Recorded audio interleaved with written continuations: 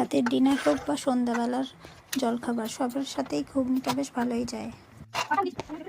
এর জন্য সবার প্রথমেই আমি ঘুগনি মটন কড়াই নিয়ে সেটাকে প্রেশার কুকারে সিটি মেরে নিয়েছি। সিদ্ধ হয়ে গেলে কিছু সবজি কেটে নিয়েছি, আলু, পেঁয়াজ, আদা বাটা, রসুন কুচি, টমেটো কুচি আর ধনেপাতা কুচি।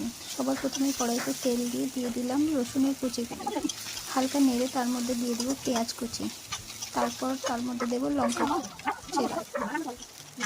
সামান্য নেড়ে চেড়ে এটা লাল হয়ে গেলে এর মধ্যে দিয়ে দেবো টমেটো কুচি, সামান্য লবণ দিয়ে দেবো, তাহলে তাড়াতাড়ি নরম হয়ে যাবে। এই পর্যায়ে হালকা নেড়ে নিয়ে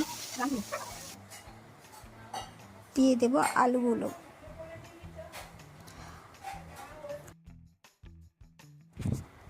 আলুগুলোকে এখানে ভালোভাবে ভেজে নিতে হবে।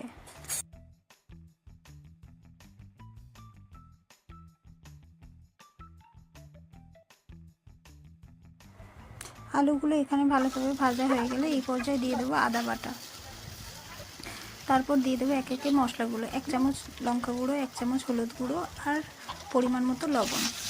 সবটা দিয়ে আবার ভালোভাবে এটাকে কষতে হবে। এখানে প্রায় আমি 5-7 মিনিট এটাকে কষে নেওয়ার পর এর মধ্যে দিয়ে দিলাম ধনেপাতা। আবার এটাকে কষে নিয়ে এর মধ্যে দিয়ে দেবো আগে থেকে সিদ্ধ করে রাখা মটরগুলোকে। এটাকে এখানে আরও প্রায় 5 মিনিট কষতে হবে।